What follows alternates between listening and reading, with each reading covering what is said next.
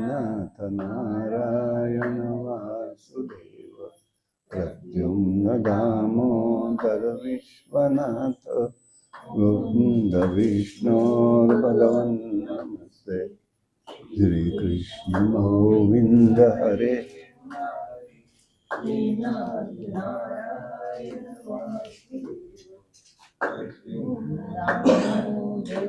विश्वनाथ मुकुंद विष्णु भगवन् नमस्ते।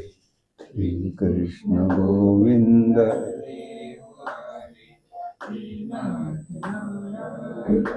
वासुदेव प्रद्युम्न दामोदर विश्वनाथ मुकुंद विष्णुर्भगवन् भगवान गोपाल कृष्ण महाराज के जय। श्री शुक उवाच कामस्तु वासुदेवांशो दग्ध प्रारुद्मन्युः देवो देहोत्पत्तये भूयस्तेमेव प्रत्ययपपद्यन्ता। शुकाचार्य महाराज सांगतायत, कामदेव हा भगवंताचा अंश होता. शंकरांच्या रागाने तो जळून गेला.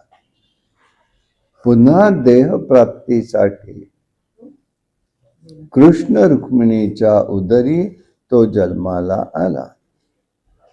अगदी कृष्णासारखाच तो दिसायचा. नारदांनी ही बातमी शंभरासुराला सांगितली. तुझा शत्रू जन्माला आलेला आहे.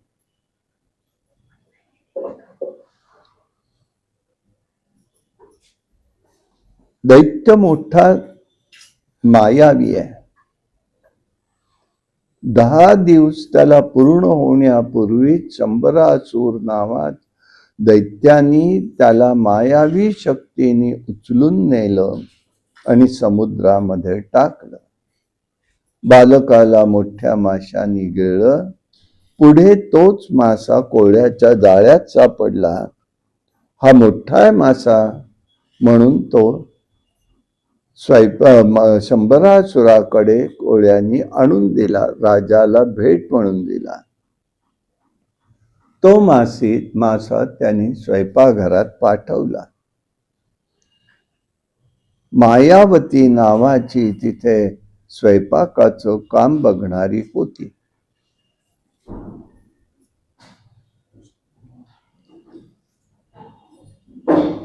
तिने त्या ठिकाणी तो मासा चिरला तर आतमध्ये एक बालक दिसलं. आश्चर्य वाटलं. इथे कोण आलं, कसं आलं, राजाकडे नेऊन द्यावं एवढा विचार सुरू झाला. तोच नारदजी तिथे आले. नारदांनी सांगितलं, बाई एक मी तुला वृत्तांत सांगतो. हा तुझाच पती आहे,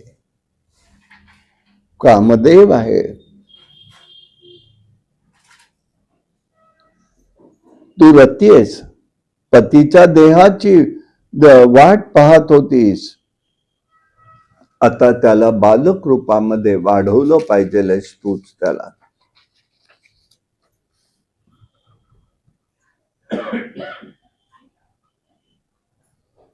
थोडे दिवसातच हळूहळू करत ती संगोपन करायची. आता तो मोठा होऊ लागला. त्याचं नाव प्रद्युम्न म्हणून आहे.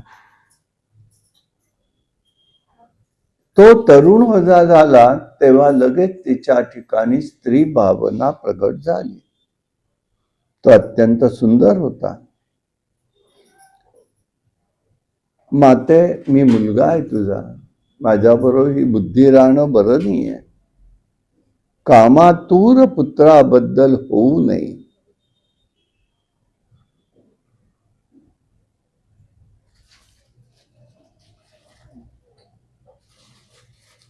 शंभरासुरांनी न कळवता ती त्या मुलाला सगळं काही शिकवतीये. सर्व विद्या शिकवल्या. काल युद्ध शिकवलं. गदायुद्ध, मुष्टियुद्ध, आकाशात उडणं, कपटी प्रयोग, प्रद्युम्नला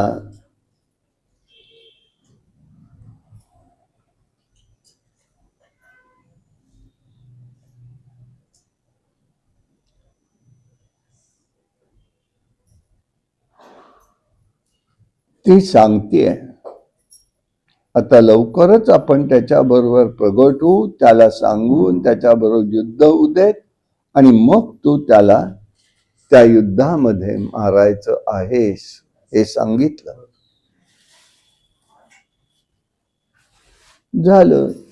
आता शंभरासुराला ही बातमी कळली, कोणीतरी मुलगा हा या रतीने म्हणजे ही जी आहे तिने वाढवलेला आहे म्हणून.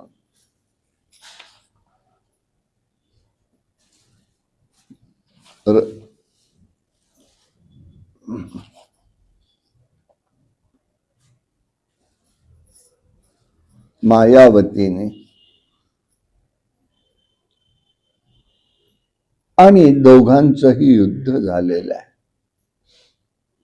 या दोघांच्या मध्ये अनेक प्रकार झाले, अनेक प्रकारांनी तिथे युद्ध घडलं, अनेक कपटी प्रयोग त्यांनी केले, पण शेवटी प्रद्युम्ननी त्याला ठार केलेला आहे, नाश केला. मायावती आकाश मार्गाने प्रद्युम्नला घेऊन द्वारकेमध्ये आली. श्यामल वर्ण आहे त्याचा.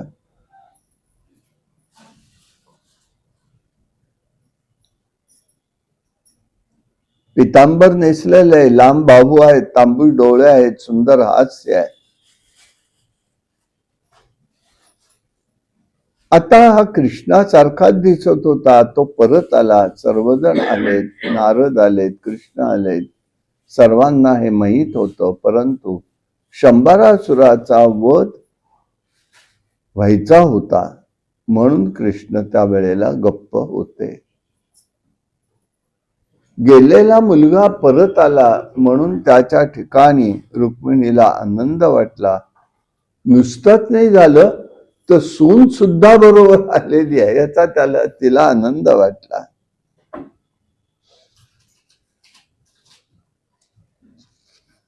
अशा प्रकाराने आता सुद्युम्नचाही विवाह झालेला आहे. सत्राजित नावाचा यादव आहे. तो सूर्यनारायणांचा उपासक आहे. मित्रप्रेमामुळे सूर्यनारायणांनी एक मणी दिलाय. त्या मण्याचं नाव आहे समंतक मणी. तो मणी गळ्यात घातला की तेज सूर्यासारखं प्रगट होतं. त्यांनी ते बघितलं.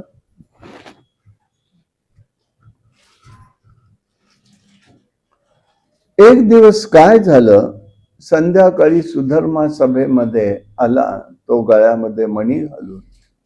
ते तेज इतकं पसरलं की सगळ्यांना वाटलं जणू काही सूर्यच इथे आलेला आहे. तेव्हा कृष्ण म्हणाले, बाबा रे, इतका महत्वाचा मणी तू तुझ्याजवळ ठेवू नको, तू राजेसाहेबांकडे दे, म्हणजे त्याचं रक्षण होईल. याचं कारण काय, दोन गुणधर्म त्या याचे होते मण्याचे. एक गोष्ट म्हणजे तो रोज आडभार सुवर्ण देत असे, आणि दुसरी गोष्ट अशी होती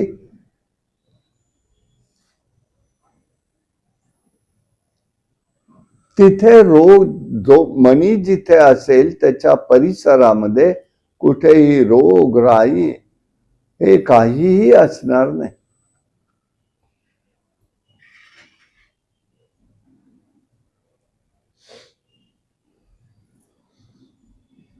झालं, काही दिवस गेले.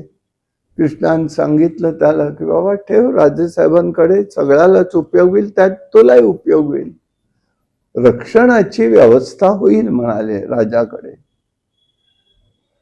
ही कडली पुढली सूचना होती एक प्रकारची. त्यांनी ती जुमानली नाहीये.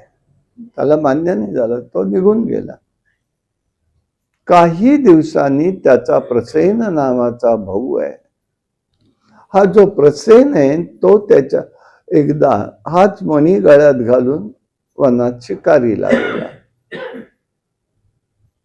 तर वाघानीच त्याला खाल्लं असावं असं दिसतंय. वाघानीच त्याला तिथे हे केलं असावं, कारण हा गेला होता, घोड्यावरून गेलेला होता. आणि तिथे गेला असताना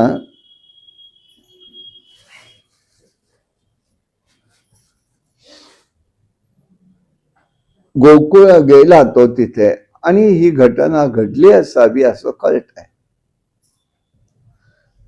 पण सगळ्या लोकांना माहिती होतं कृष्णाने हा मणी राजाकडे द्यायला सांगितला. आता तो दिसत नाही, म्हणजे हा कृष्णाने घेतला, या चोरीचा आळ त्याच्यावरती आला. चांगलं काय, चूक काय, बरोबर काय, काही बघत नाहीत लोक. तेव्हाही तेच होतं, आजही तेच आहे.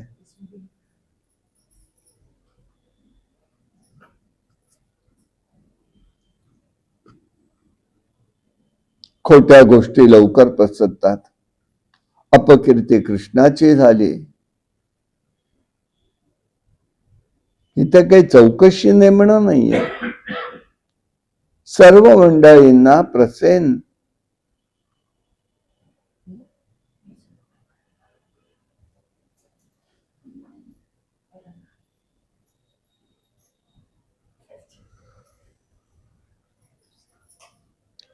भगवंताची अपकीर्ती झाली. काही खरं काय खोटं काही कोणी बघत नाही.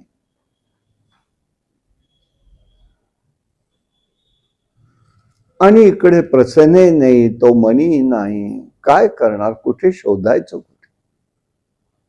पण हा मणी कृष्णानीच घेतला असणार अशी धारणा पक्की त्याची झाली. सगळ्यांना कारण दिलं.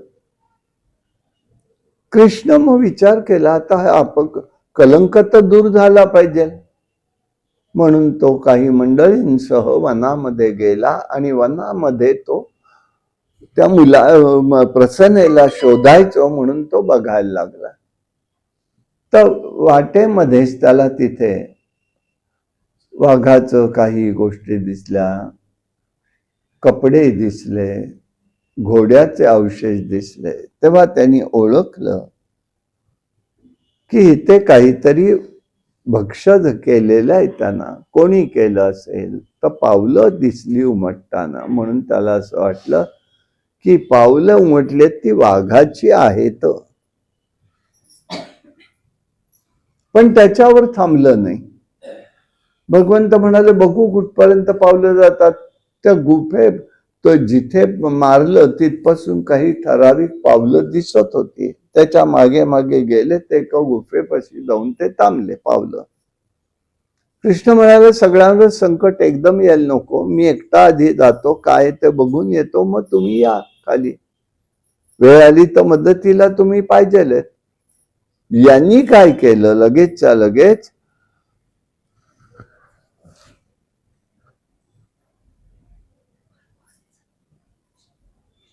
कृष्ण त्या पावलांपासून जाऊन आतमध्ये गेला गुफेत. गुफेत गेला तर आतमध्ये एक पाळणा होता. पाळण्यात लहान मूल होतं आणि त्याच्यामध्ये मणी बांधून ठेवलेला होता. तो आला तर तिथे एक स्त्री होती. तिने याला पाहिलं आणि ती ओरडली घाबरून, कोणतरी दुसरंच आलंय म्हणून. आता काय बघायचं असा त्यांचा विषय. मग कृष्णाने सांगितलं. तोपर्यंत जांबवंत नावाचं अस्वल आलेलं आहे. त्यांनी बघितलं आणि मग त्या दोघांमध्ये संवाद काही झाला. ते म्हणाले, हा मणी कुठे मिळाला, काय झालं, काय पाहिजे. मी सांगितलं, अशासाठी आलोय, मला मणी पाहिजे.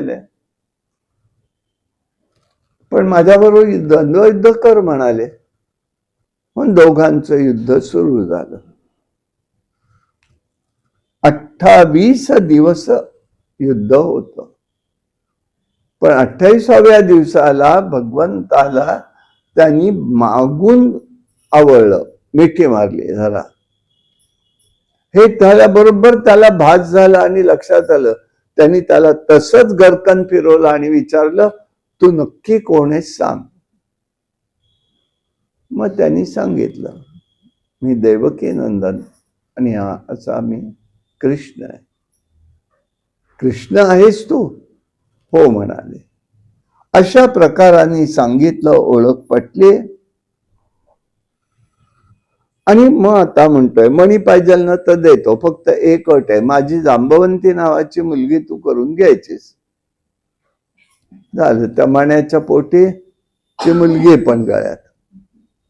स्वारी तिथून निघाली. स्वारी तिथून निघाली, आला.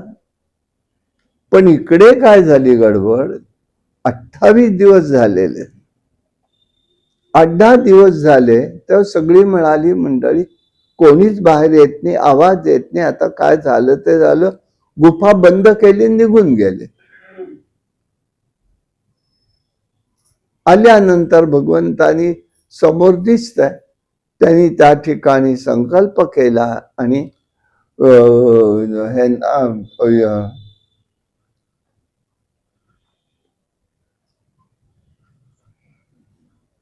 मणी हा मध्ये आणून ठेवला आणि घडलेला सगळा प्रसंग सविस्तर सांगितला. सत्राजितही तिथे होता. आता तो मात्र खजील झाला की आपण देवावरती नाव घेतलं होतं आणि प्रत्यक्ष मात्र तसं काही दिसत नाही. मी हा मणी आणलाय आणि त्याला साक्षीदारी जांबवंती माझ्या गळ्यामध्ये पडली आहे, हे त्यांनी सांगून टाकलं. अशा प्रकाराने सत्राजिताचं हे घडलं. वास्तविक मुलांच्या दडपणामुळे सत्राजिताने सत्यभामा आणि शतधन्वाला द्यायची ठरवली होती. पण कृष्णाला सत्यभामा त्यांनी द्यायचं आता ठरवलं. तो विवाह त्यांनी रद्द केला आणि आपल्या हातून चूक घडली, देवावर आपण आक्षेप घेतला म्हणून त्यांनी त्याची ते उत्तराई व्हावं म्हणून तो सुभद्रे सत्यभामेशी त्याचा विवाह झालेला आहे.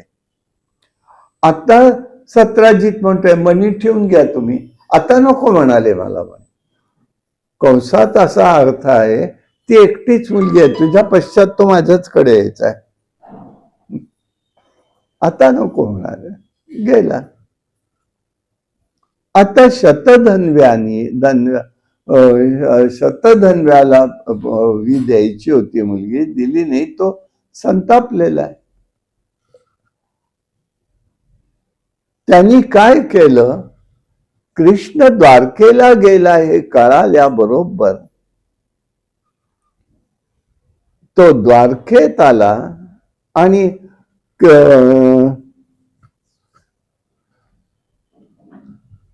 त्यांनी सत्राजिताला मारून टाकलं, पशुला मारावं तसं मारलं.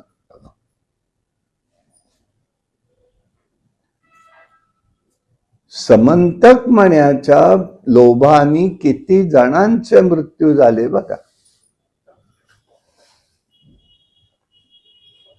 तिथून मग ते निघालेत.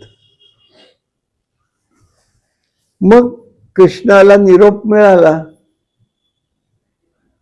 हस्तिनापुरात. कृष्ण लगेच आले.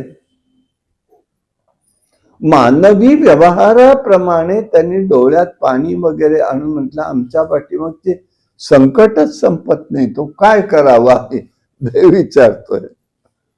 मानवी आचाराप्रमाणे केले, रडले थोडे, पण एक आता त्याचं कार्य आवरायचं सगळं म्हणून त्यांनी ते आवरलं आणि लगेच तो त्या ठिकाणी बाहेर पडला की नक्की मणी गेला कुठे. मग आता सगळीकडे शोधलं, आता नाही. मग आता कुठे शोधायचा. तेव्हा त्याने चौकशी केली. तेव्हा असं कळलं तिथे की अक्रूरजी आणि त्याच वेळेला कृतवर्मा हे दोघेही तिथे नाहीत. कुठे गेले. विचार करत होता तोपर्यंत अशी गोष्ट कळली की काही दिवसात की सुवर्णाचंही दान धर्म होतोय काशी क्षेत्रात.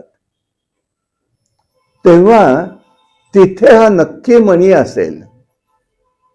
भगवंत गेले, बलरामही गेले आणि तिथे त्यांनी गेल्यावरती काशीराजाला विचारलं. अक्रूरजी आहेत म्हणाले. बोलवलं. अक्रूरजी मणी इथे ठेवा म्हणाले. एकदमच म्हणाले. का बर, काय घडलं होतं. तर जेव्हा याला मारलं आणि कृष्ण आला आणि आता तो आपल्याला शोधतोय हे कळलं की आपला मृत्यू आहे, शिशुपाल म्हणतोय, तेव्हा त्यांनी लगेच नाही हा शतधन्वा म्हणून तो मणी घेतला आणि तो मणी घेऊन तो अक्रूरांकडे आला. अक्रूरान म्हणाला तुम्ही सांभाळून ठेवा, मी घेणार नाही म्हणाले. मग तो त्या ठिकाणी गेला ह्याच्याकडे, कृतवर्म्याकडे. कृतवर्म्याने ठेवून घेतला नाही. शेवटी तो परत येऊन अक्रूरांकडे मणी टाकला आणि तो आपल्या लांब पळून जायला लागला. तेव्हा लगेच त्या ठिकाणी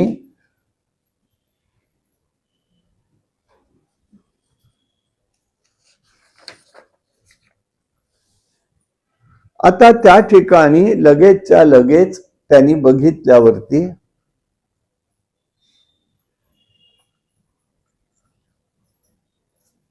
मान्य बोलले. त्या मणी घेतला आणि शतधन्व्यांनी ह्याच्या अक्रूरांच्याकडे टाकून दिला आणि तो काशी क्षेत्रात गेला. त्याचं अजोल ते आहे. तिथे त्यांनी तो मणी दिला आणि तेव्हा तो राजा त्याच्यातनं हे यज्ञ आगादी कर्म वगैरे करत होता. असं चाललं असताना सुद्धा एक गोष्ट घडली की ही मणी आलाय तो असा आहे त्याला माहिती नाहीये राजाला. असो म्हणून युद्ध वगैरे नको म्हणाले, आपण त्याप्रमाणे बघू म्हणून त्यांचं मणी ठेवा इथे. बोलणं काही नाही, का केलं काय नाही, घटना काय आहे, तपशील काय आहे, तो उघड केला पाहिजे नि व्हाईट केला पाहिजे का ब्लॅक केला पाहिजे असली भानगड नाहीच मुळे इथे काय. बरं अक्रूरजी त्याला नाही बोलू शकले नाही. ते म्हणा ठेवला. त्याच वेळेला त्यांनी त्यांच्याकडे दिला असता तर ही वेळ आली नसती. पण नाही, आधी दर्शन झालंय, कळलंय हा भगवंत आहे, परमात्मा आहे, तरी नाही. कशी बुद्धी फिरते बघा. मग अक्रूरजींनी ते घेतल्यावरती अक्रूरजी परत आले. तो मणी घेतला, आपल्या राज्यामध्ये तो ठेवून दिलेला आहे. बलराम बरोबर होते. बलरामांनी सगळं बघितलं. मग बलराम काय म्हणाले, आता मी मिथिलेकडे जाऊन येतो. बरेच दिवस झाले गेलो नाही, तो राजाही बोलवतो मी जाऊन येतो. देव म्हणे हो जा, जायचंय तर जा म्हणाले. तू असं देव काहीच बोलले नाही, देवांना बोललाच नाही तो. त्यांनी केली काय भानगड, मी त्याच्याकडे भेटून येतो जा म्हणाले. पण त्यांनी गुप्त रीतीने निरोप दुर्योधनाला दिला आणि तिकडे बोलवून घेतलं. कारण दुर्योधनाकडे ओढा होता बलरामांचा. बलरामांचा ओढा असल्यामुळे त्यांची गंमत अशी झाली, त्याला समोर बोलता येईना कृष्णाला, म्हणून त्यांनी त्याच्याकडे जातो सांगून गेल्या भेटायला म्हणून मिथिला नगरीत. तिथे त्याला बोलवून घेतलं दुर्योधनाला आणि दुर्योधनाला तिथे त्यांनी द्वंद्व युद्धाची दीक्षा दिलेली आहे. गदा युद्ध शिकवलंय त्यांनी. तो प्रवीण आहे त्याच्यामध्ये बलराम, त्यांनी त्याला शिकवलं आणि मग तो द्वारकेला परत आलेला आहे. अशा प्रकाराने हे त्या ठिकाणी घडलं.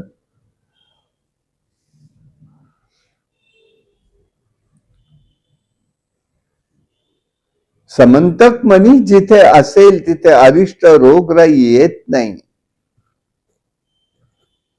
कोणत्याही प्रकारची अरिष्ट उद्भवत नाही.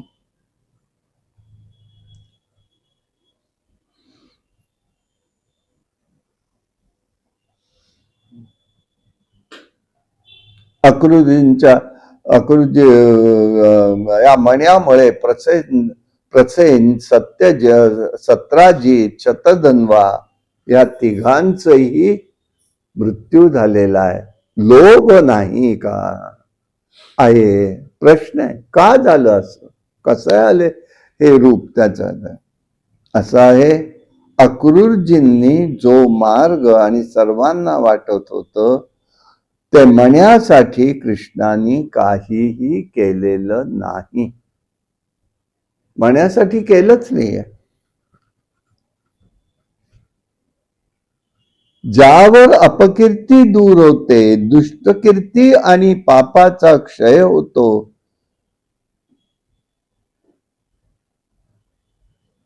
हे आपण आपलं दूर करायला पाहिजे हे शिकवण्यासाठी ही घटनेचा उल्लेख आहे. किंवा दुसरं अपकीर्ती होईल असं आपण वागू नये, हे देवाला हा बोध द्यायचा आहे. सगळं त्यांनी पाहिलेलं आहे. अशा प्रकाराने ही घटना तिथे सांगितलेली आहे.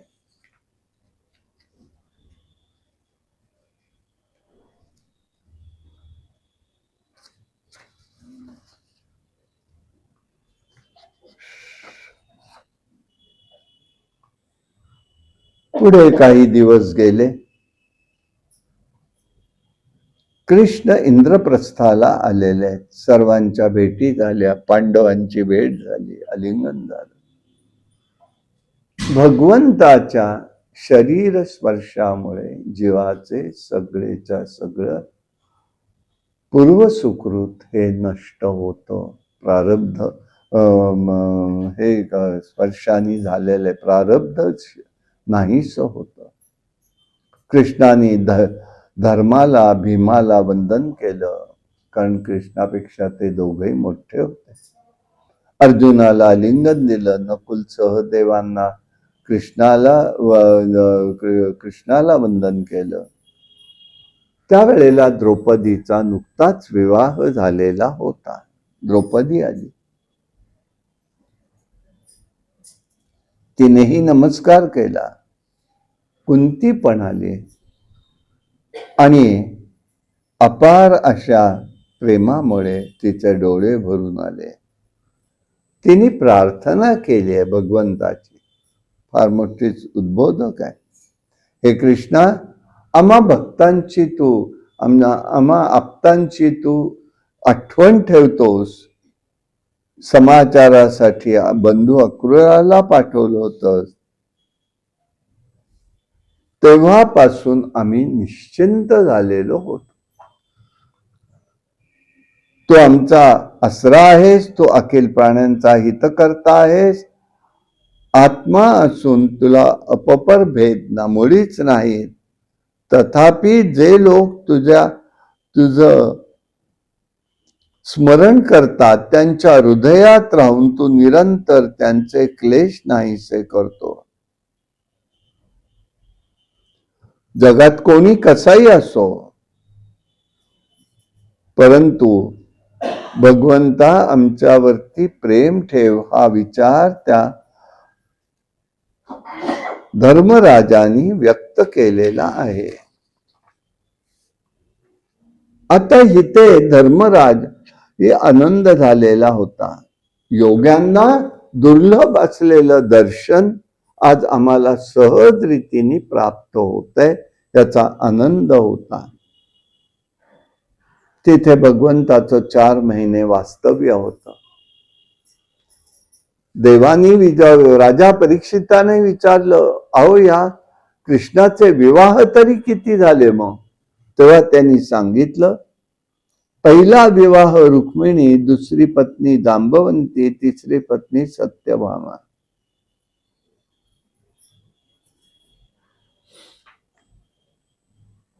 एक दिवस कृष्ण आणि अर्जुन वनामध्ये फिरत होते.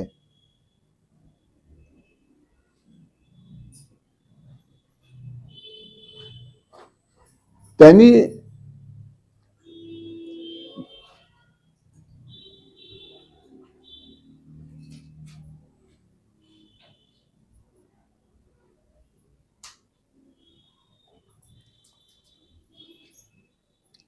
त्यांना तिथे फिरत असताना एक कन्या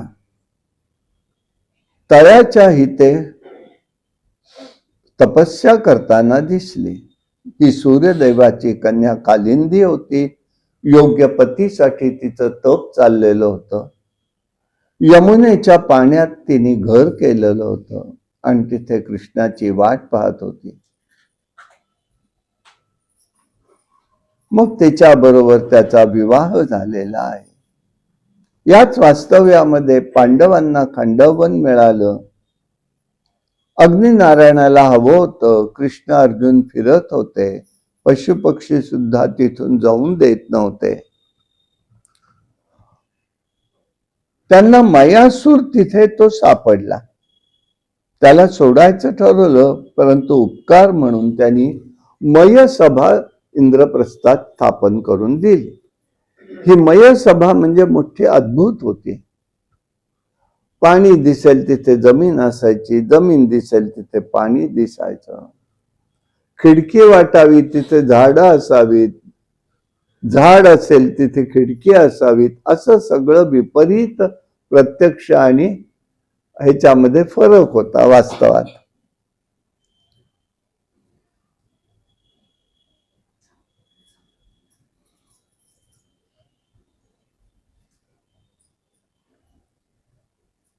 असा हा त्या ठिकाणी होता.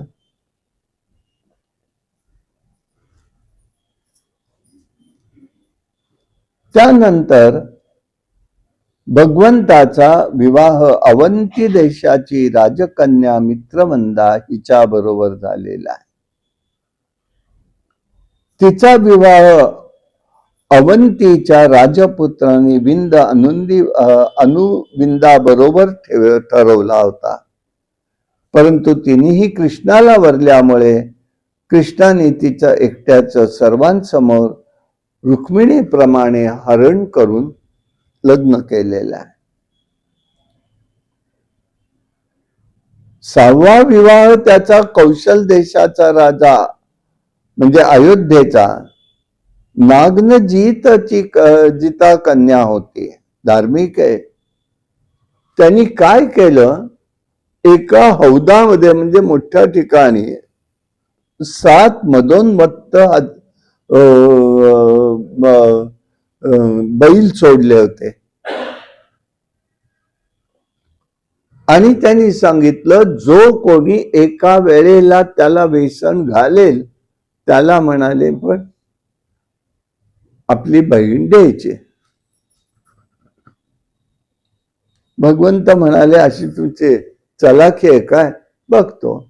देवाने लगेच 6 रूप 7 रूप धारण केली. आतमध्ये गेले, कोणाला बाहेर कळलं नाही. सगळ्यांनी एका वेळेला त्याला व्यसन घातलेली आहे. अशा प्रकाराने हिते सगळ्यांचा दर्प नाहीसा केला. 10,000 गायी, सुवर्ण अलंकार युक्त हत्ती, 3,000 दासी, 9,000 हत्ती, 9 कोटी घोडे, 9 कोटी अब्ज सैन्य हे त्या ठिकाणी त्यांनी केलं. कृष्णाची आते बहीण आहे, श्रुतकीर्तीची कन्या भद्रा म्हणून आहे. तिचा विवाह आहे आणि ही कृष्णाची आते बहीण आहे. मंद्र देशाच्या सुलक्षणी भाग हा लक्ष्मणा म्हणून होती, तिचाही मत्स्यवेध करून त्याच्याबरोबर पण जिंकला आणि तिच्या बरोबर विवाह झाला. त्यानंतर काय आहे, क्षत्रियांनी कधी याचना करायचीच नसते.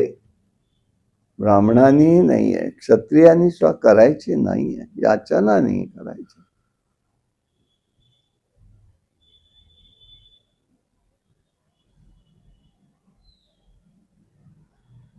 अशा प्रकाराने त्यांनी हे केलं. मग पुढे भौमासुराचाही वध केला. तिथे 16,000 कन्या त्यांनी डांबून ठेवल्या होत्या, त्यांनाही सोडवलं. त्यांच्या बरोबरही त्यांचा विवाह झालेला आहे. अशा प्रकाराने ही घटना घडली.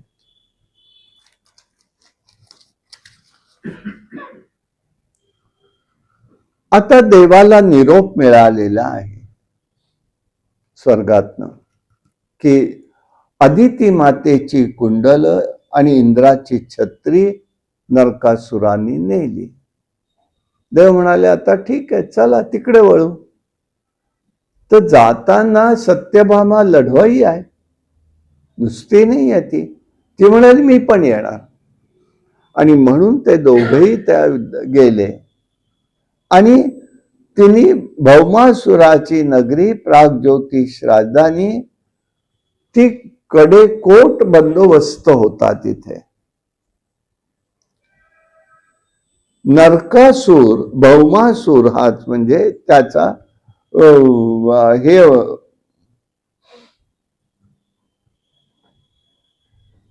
भौमासूर हा नरकासूर तो होताच, तो त्याचंच नाव. त्याच्याकडे युद्धाला गेले. त्यांनी काय केलं, मूर नावाचा एक सेनापती होता, त्याला 5 मुख होती आणि तो झोपलेल्या अवस्थेत पाण्यात असायचा.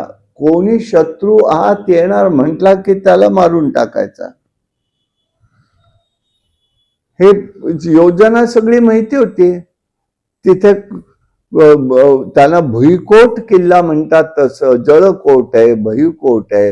ही असे तिथे अग्नीचं आहे की असतं की त्याच्या पलीकडे सहसा बाहेरच्या माणसाला जाता येत नाही, समजत नाही. ते त्यांनी केलं तिथे. मग तिथे त्रिशूळांनी त्या मुराला पहिल्यांदा गरुडांनी मारलेले आणि सुदर्शन चक्रांनी भगवंतांनी नरकासुराचा वध केलेला आहे. मग भूदेवी तिथे आली. नरकासूर हा भूदेवीचा पुत्र आहे. वैजयंती माळ, रानफुलाचे माळ, वरुणाचं छत्र, मणी हे सगळं आणलेलं आहे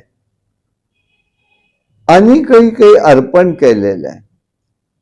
मग एक पुत्र नरकासूर जो होता त्याला त्या ठिकाणी मारावं लागलं. तो अशा पद्धतीने स्त्रियांची विटंबना करत असे.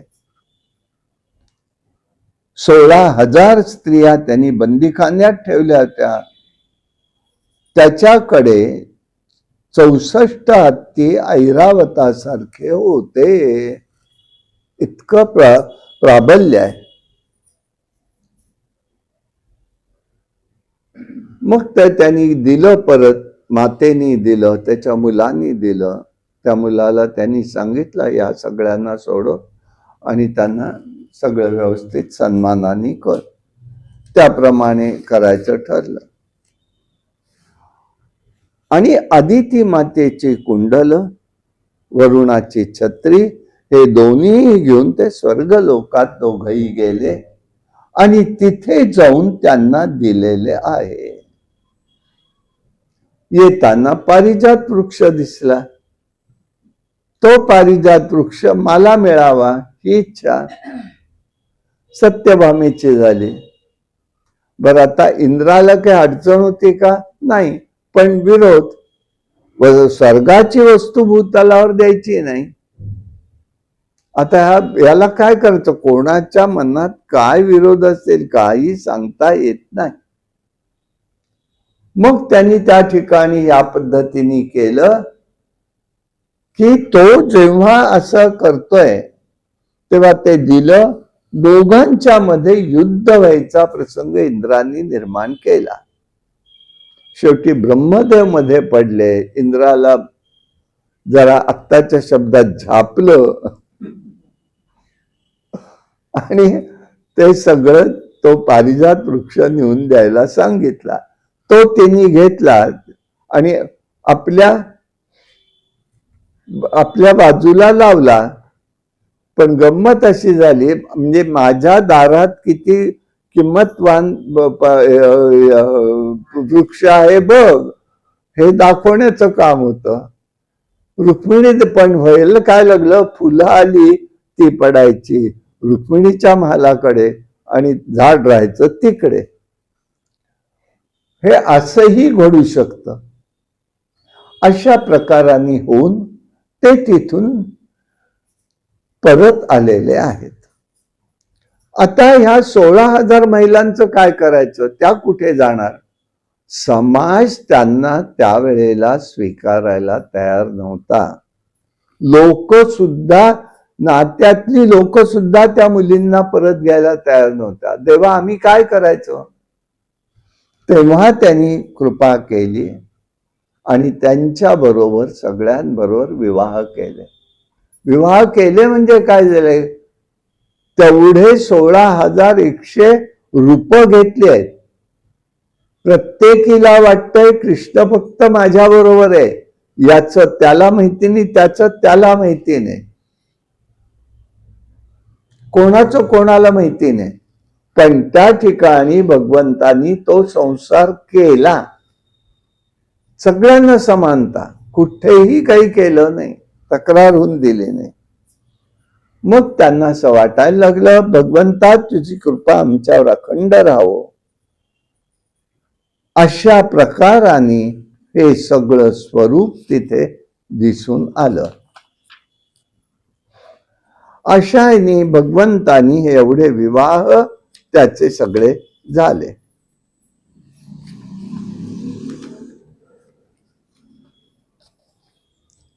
आता भागवतकारांनी याच्यामध्ये एक थोडं व्यावहारिक बाजू अशी मांडलेली आहे. कृष्ण रुक्मिणी कलह म्हणून. आता भगवंत 100 मध्ये आलेले, 75 असेल किंवा जवळ आलेले. दुपारची जेवण झाली, रुक्मिणी देवी वाढत होत्या, त्यांनी जेवण केलं.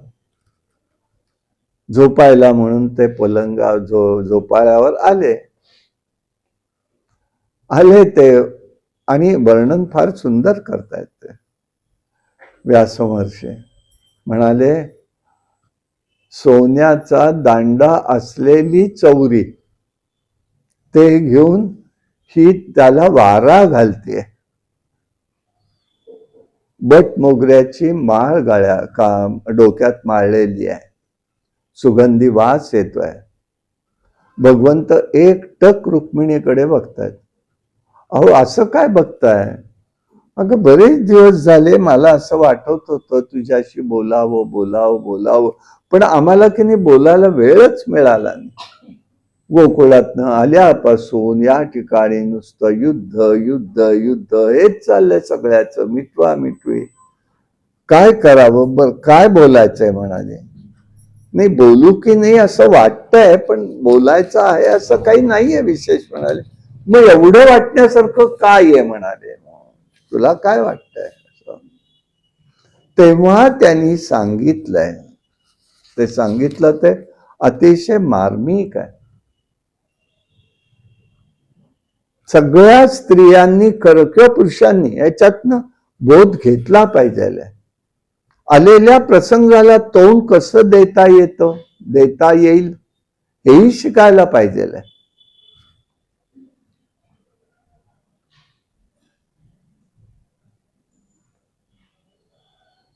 ब्रह्मदेवापासून जीव साधारण असणाऱ्यांना ज्ञान देण्याचं कार्य भगवंताचं चाललेलं आहे. रुक्मिणी देवींना क्षणभर अहंकार झालेला आहे. काय तर कृष्ण फक्त माझेच आहेत, माझ्यापासून ते कधीही दूर नाहीत. आणि त्यामुळे ते त्या ह्याच्याकडेच ती कृष्णाने ठरवलं की आता मला काहीतरी केलं पाहिजे. देवाला कणभरही अहंकार खपत नाही. कणभरही मीपणा अहंकार खपत नाही. आता पुत्र पौत्र प्रपौत्र झालेत तरी सुद्धा देवानी काय मांडलाय विचार बघा. रुक्मिणी बरोबर परमपूर्णतेचं स्वरूप भगवंतानी प्रगट केलंय. कृष्ण तत्वज्ञ आहे, सत्याविषयी भ्रमित विचार मांडतात. भगवंत निष्क्रिय आहे. कृष्ण आपल्या इंद्रियांचा विषय होऊ शकत नाही. तरी सुद्धा आता ती म्हणते काय म्हणायचंय तुम्हाला नक्की. तेव्हा तो सांगतोय, हे राजकुमारी, आपण तर राजघराण्यातल्यात ना, तर तुझ्याशी तर इतर राज्य लग्न करायला तयार होते. त्यांच्याकडे ऐश्वर्य आहे, संपत्ती आहे, सुस्वभावी आहेत, राजे आहेत, माझ्यापेक्षा कितीतरी देखणे आहेत ते. माझ्या बरोबर तू शिशुपाला बरोबर तुझा विवाह ठरवता, मग माझ्याशी विवाह का केला, म्हणजे विचारण्याचे तर आहे का. बर, तुझ्या बंधूंसाठी तुम्ही म्हणालात म्हणून मी म्हणाले तुला घेऊन आलो, तू म्हणालीस म्हणून आणलं मी. पण मी काही तुला सुखी करू शकलो नाही. आता मला असं वाटतं तुला काही कुठे मोकळीक पाहिजे असेल तर माझ्याकडनं परवानगी आहे. आता काय आम्ही पुढे सांगायचं, म्हणजे आम्हाला काही आतापर्यंत झालं म्हणाले, पण आता असं तुमच्या मनाप्रमाणे करा.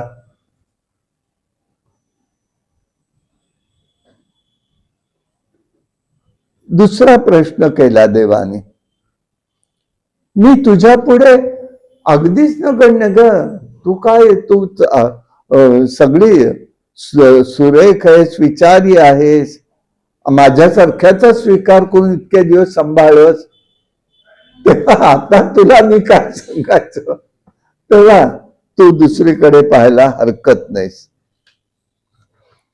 आता मी तर काय जरासंघ आधी सगळ्या राजांना घाबरून म्हणाले मी समुद्रात राहतो, मग हे काय शूरपणा आहे माझा. अशा प्रकाराने त्यांनी मांडलेलं आहे. आम्ही गुराखी आहोत, आमच्याकडे काही नाही, माझ्याकडे राज्य नाही, माझ्याजवळ काही नाही. आता पुढे एवढं तो म्हणालेला नाहीये, पण म्हणायचं असेल त्याला, माझ्या बँक सुद्धा खातं सुद्धा आहे, म्हणजे ईडी यायला नको, त्याची काळजी नको, माझ्याकडे काहीच नाहीये. मला सामाजिक शिष्टाचार सुद्धा नाही, एक पत्नीचा सुद्धा विवाह स्वीकार केला नाही, मी अनेक पत्नी विवाह केला, एकालाही मी संतुष्ट करू शकलो नाही. माझा संग करणं म्हणजे शोकमय जीवन आहे. माझं संग करायचा म्हणजे वैराग्यशील जीवन आहे. ते गोपाळ गोपी सर्व स्त्रिया माझ्यासाठी शोक करतायत. पुढे म्हणतोय मी निष्कांचन आहे, कारागृहात जन्माला आलो आणि नंदाकडे वाढलो. माझी निवड करून तुला चूक झाली असं वाटत असेल तर माझी कशालाही हरकत नाही. याचा अर्थ असा आहे, मला कुटुंबात रस नाही, मला संपत्तीचा हव्यास नाही. मग आहे कशाशी आहे हा प्रश्न आहे. तुला शोभेल असा धनवान, तू स्वतंत्र आहेस, अजून वेळ गेलेली नाही.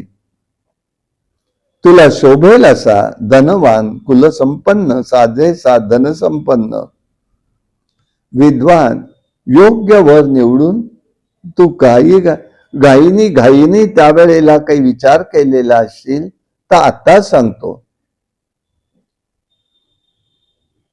मी त्यावेळेला जो विवाह केला तो जरासंध, शिशुपाल यांना धडा शिकवण्यासाठी, आणि तू म्हणालीस म्हणून मी आणलं. संपत्तीचा, सामर्थ्याचा गर्व होऊ नये, हे मी आपलं सहज जाता जाता सांगतोय म्हणाले.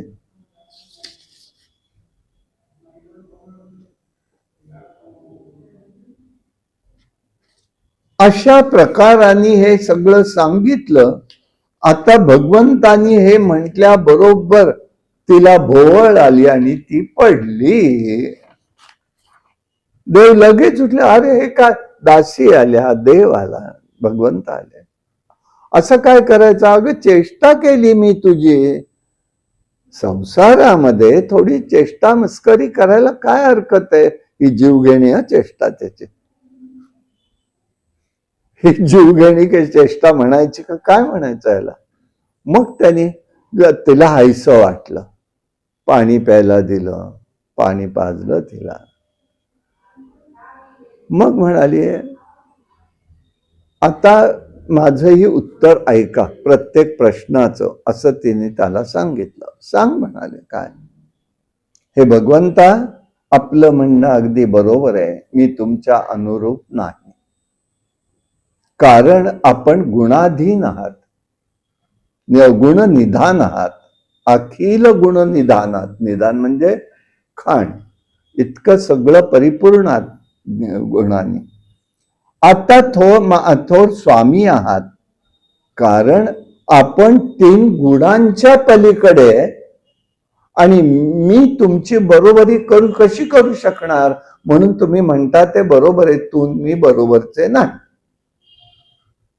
कळलं का उत्तर? तुम्ही बरोबरचे नाहीये, तुम्हीच पुढच्या, तुम्ही पुढचेच आहात, निर्गुणात आहात. आम्ही इथं गुणातले आहे. मग ही बरोबरी कशी होईल? आध्यात्मिक अर्थ आहे या प्रश्नाचा. भक्ती मार्गात प्रकृतीचे 3 गुणांचे अडथळे असतात, ते पार करायचे आहेत. मी अर्थही सांगतोय लगेचच. म्हणून तिने हे उत्तर दिलंय. आता तुम्ही म्हणता मी भीतीने समुद्राच्या तळाशी गेलो, हेही म्हणणं बरोबर आहे, काही चूक नाही. कारण आत्ताचे जे राजे आहेत ते भौतिक राजे, हे या भौतिक विश्वातले राजे आहेत. 3 गुणांमधले राजे आहेत. आपण मात्र सर्वाचे नियामक आहात. निर्गुण रूपात राहून सर्वावरती नियंत्रण ठेवता. आपला अंतरंग निवास असतो. गुणांच्या स्पर्शापासून आपण अलिप्त असता. मग हे म्हटलेलं बरोबर आहे म्हणतोय मी, सांगते तिला. राजा बरोबर वैर करून खरं म्हणता, वैर आहे, खरंच आहे ते. कारण आपण भौतिक विश्वाचे वैरी कोण आहेत? भौतिक विश्वातले वैरी कोण आहेत? इंद्रिय ही वैरी आहेत. हे कंसात मी उत्तर देतोय. इंद्रिय हे वैरी आहेत. त्यावर नियंत्रण आपण ठेवत असता, म्हणून तुम्हाला ऋषिकेश असं म्हणतात. नियंत्रण ठेवतात. तसंच राज्याधिकारापासून वंचित आहात, हेही खरंच आहे. कारण आपण कसे आहात? भौतिक अधिभौतिकाचे सगळ्याचे स्वामी आहात. तर तुम्हाला असले राजेपद काय उपयोगाचं? हे रुक्मिणीने देऊन टाकलं उत्तर, द्वारकेतच देते ती उत्तर.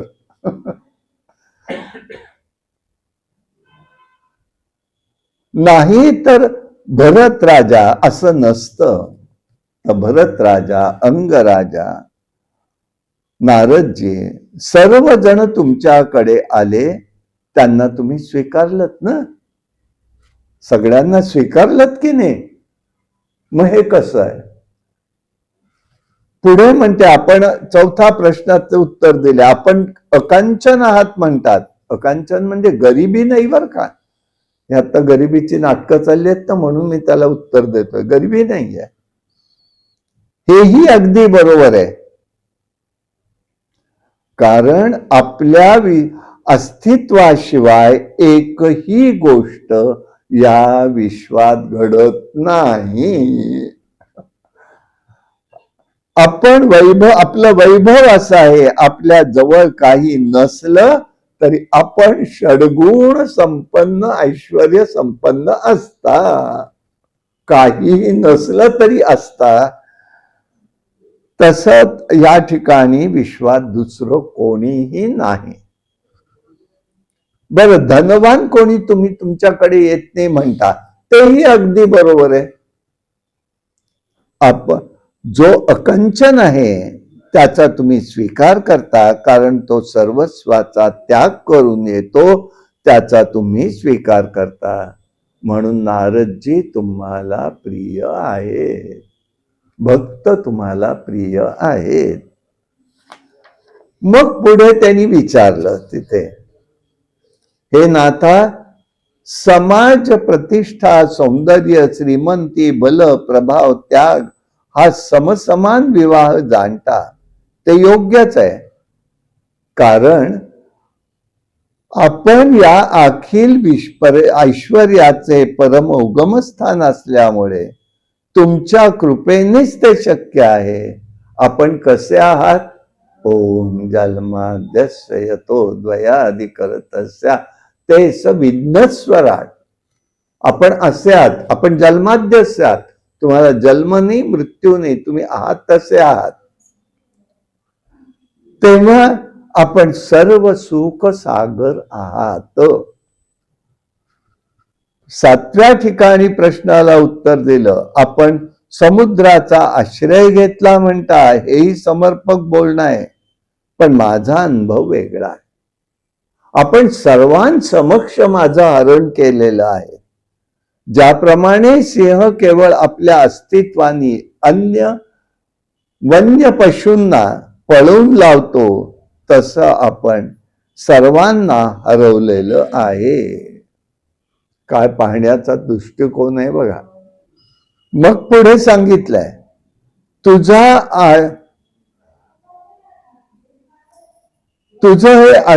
तुझा आश्रय करीत अंग, पृथू, भरत, ययाती हे सम्राट होऊन गेले.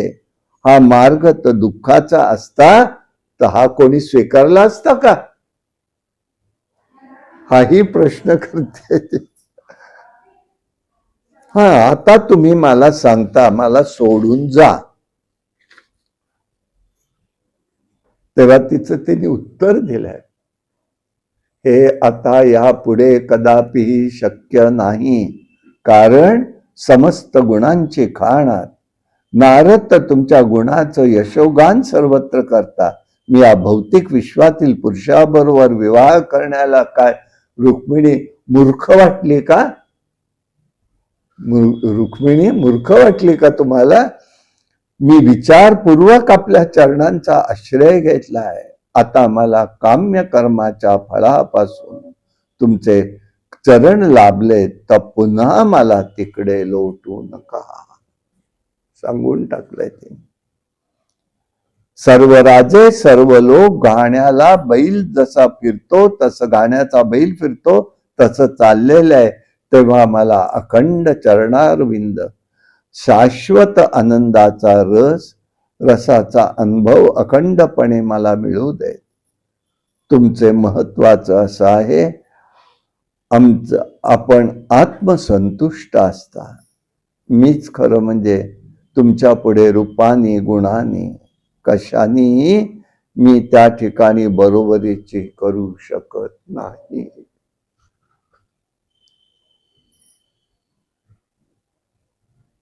आपल्याला कशाचीही आसक्ती नाहीये. तुम्ही त्यांची याची तुम्हाला त्याच्याशी त्याला कर्तव्यही नाहीये.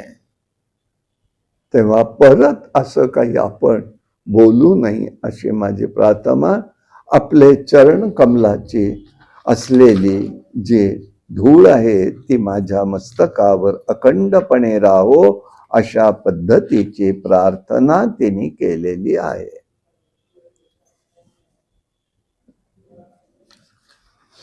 पुढे राजा परीक्षितांनी विचारलं, हा कृष्णाने मग संसार केला तरी कसा?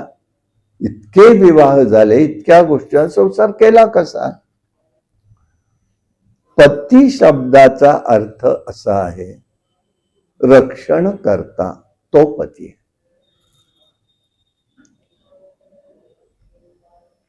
कृष्णासारखा पती सगळ्यांच्या बरोबर आहे, परंतु व्यवहार दृष्टीने कृष्णाने 16,108 नार्य होत्या.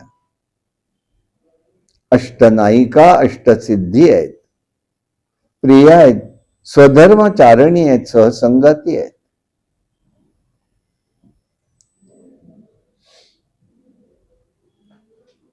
योगमार्गी समजतात शरीरात 16,108 नाड्या आहेत, त्या कृष्णाने ताब्यात ठेवलेल्या होत्या, म्हणून त्याचा संबंध लावलेला आहे,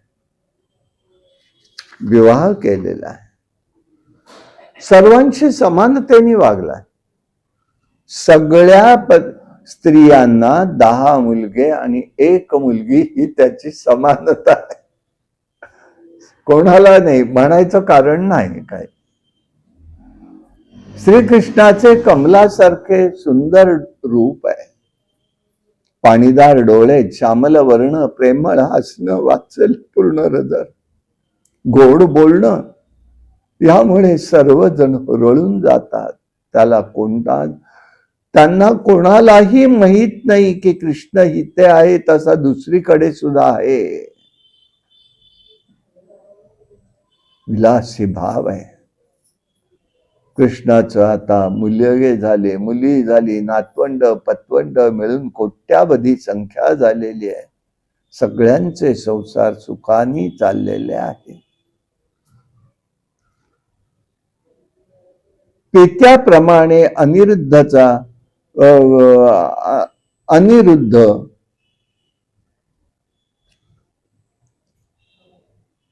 अनिरुद्धाचा विवाह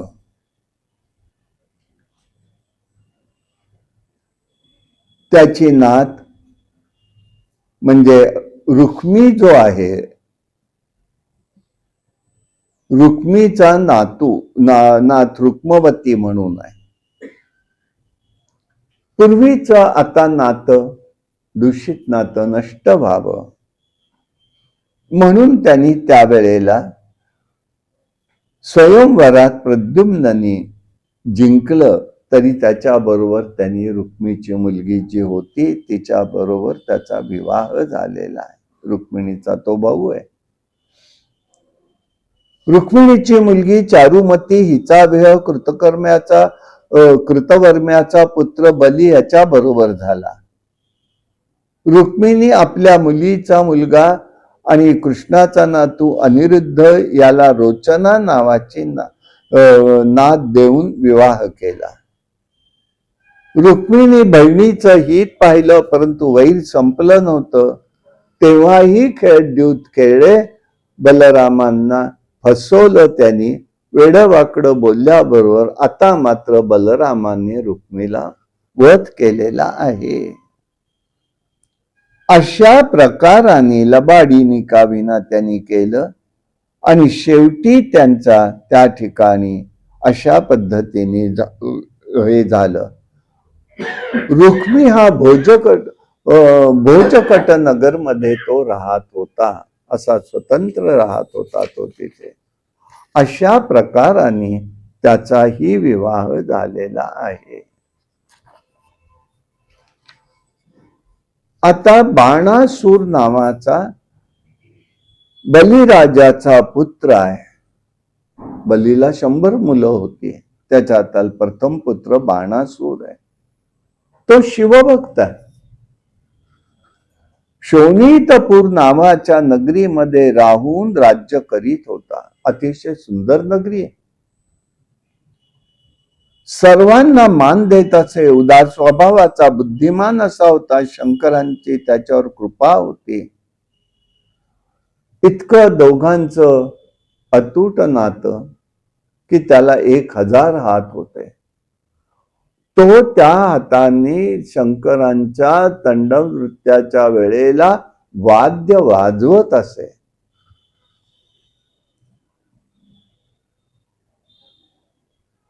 त्याच्यामुळे शंकर प्रसन्न झाले आणि म्हणाले, वर माग. म्हणाले, माझ्या नगरीचं तुम्ही अधिपती व्हा.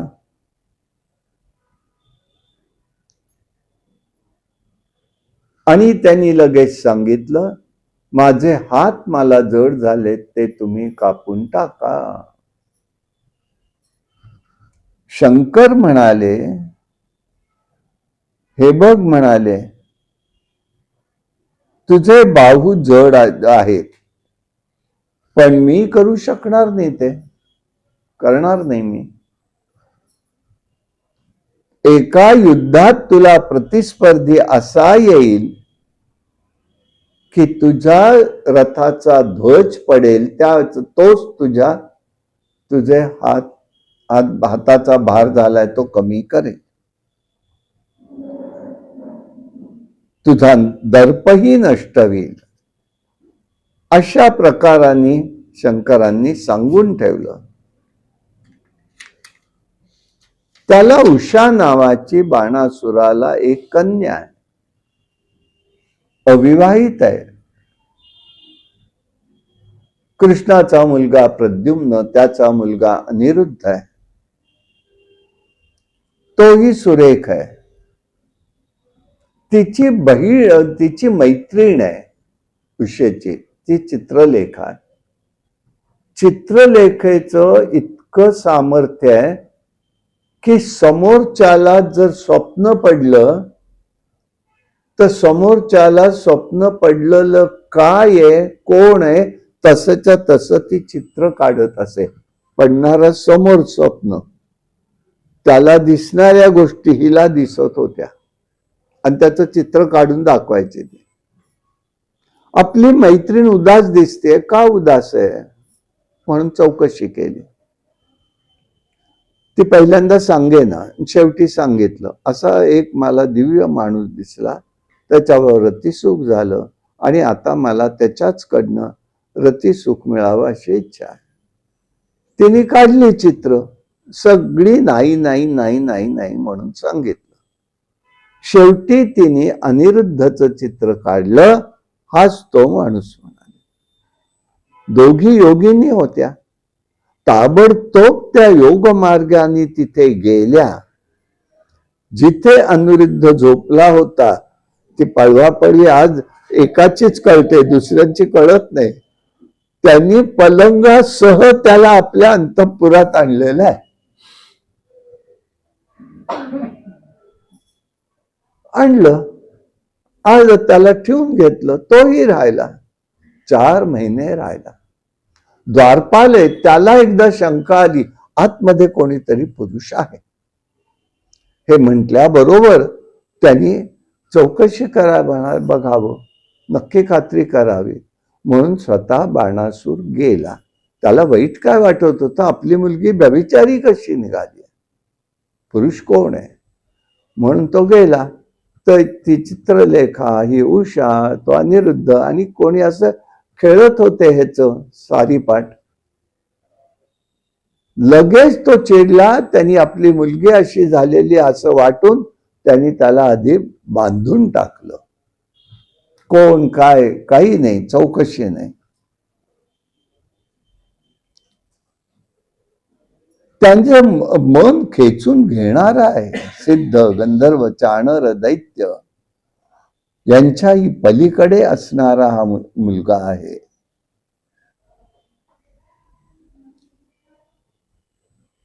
आणि मग हे केल्यानंतर नारदांनी येऊन बातमी सांगितली, कारण 4 महिने झाले सगळे शोधाशोधच करत होते. तेव्हा त्यांना त्या ठिकाणी ही बातमी लागली. मग त्यांनी शोधलं आणि मग सगळे यादव निघाले. शोणितपूर्व चालून गेले, वेढा घातला. आता त्याच्या नगरीचं अधिपतित्व कोणाकडे? शंकरांकडे. हा तिथे लोक गेली, सगळं उद्ध्वस्त करून टाकलं. तट, बुरुज, गोपुर पाडून टाकले, उद्यान मोडले, वेढा टाकला. शंकर नगरीचे अधिपती तेही बाणासुराच्या बाजूनी युद्धाला आले. शंकर आणि कृष्णाचं युद्ध सुरू झालं. सगळ्यांचे एकमेकाचे प्रयोग झालेले आहेत, चाललेत, निष्फळ ठरतायत. एकाने अग्निअस्त्र सोडायचं की दुसऱ्यांनी पर्जन्यास्त्र सोडायचं. म्हणजे असं करून ते युद्ध चाललंय.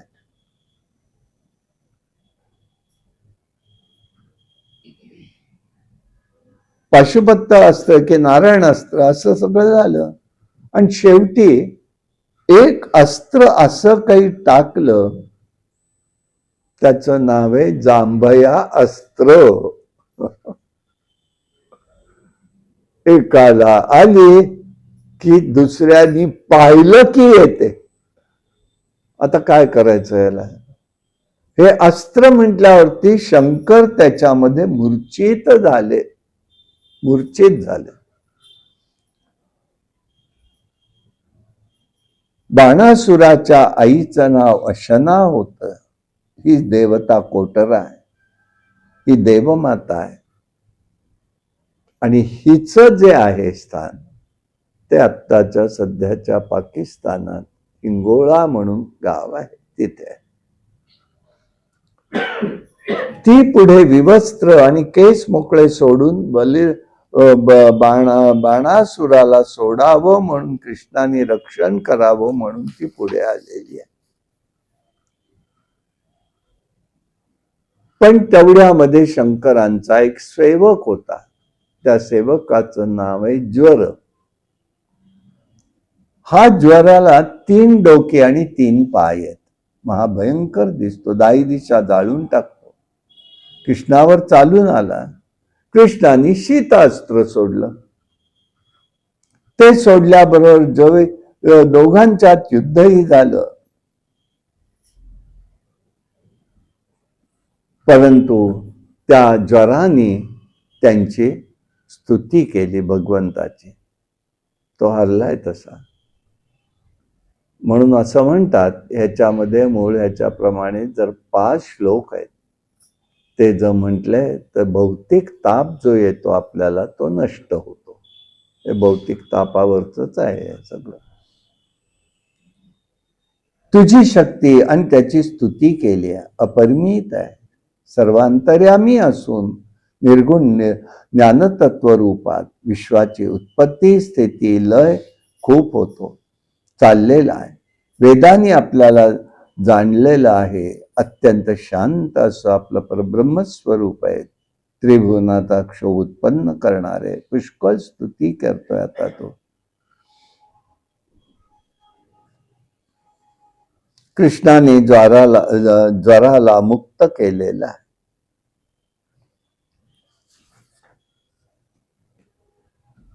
कृष्ण आणि बाणासूर यांचं युद्ध झालं आणि कृष्णाने त्या बाणासुराच्या रथावरचे केतू गळाला. त्याच वेळेला कृष्ण आणि त्याचं युद्ध सुरू झालं. कृष्णाने त्याचे हात सगळे तोडून टाकलेले आहेत. मग त्यांनीही शंकरांची स्तुती केली. आपण तेजोमयात निर्मळ अंतःकरणाचे साधू आहात. आकाशासारख्या केवळ निर्गुण स्वरूपाने ओळखतात. तुझी नाभी आकाश आहे, मुख अग्नी आहे, रेत उदक आहे, मस्तक स्वर्गलोक आहे, कान दिशा आहेत, पाय पृथ्वी आहे, मौन हात चंद्र आहे, दृष्टी ही सूर्य आहे, अहंकार आहे, शिव म्हणजे समुद्र, शिव म्हणतायत.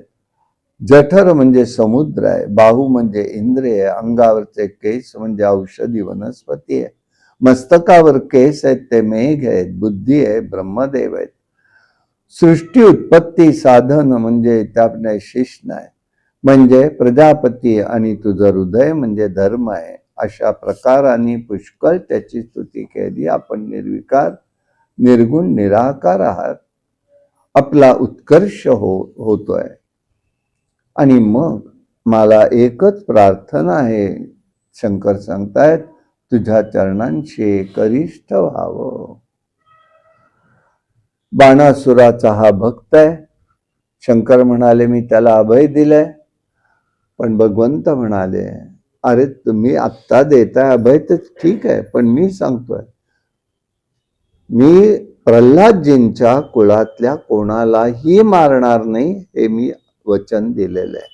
हा प्रल्हादजींच्या कुळातला आहे, तेव्हा मी काही त्याला मारत नाही. बाणासुराचा गर्वही गेला, बाहू छेदून टाकले, पृथ्वी भार कमी झाला, सैन्यही खूप गेलं. आणि मग त्यांनी उत्तम प्रकारचं अंधण वगैरे दिलं आणि मग अनिरुद्धाबरोबर उषेचा विवाह झालेला आहे. अशा प्रकाराने भगवंताच्या आता द्वारकेतल्या लीलांचा आपण अनुभव घेणार आहोत. आता इथे थांबू आणि मग बघूया. 1:30 वाजले आता, त्या सगळ्यांनाच नको.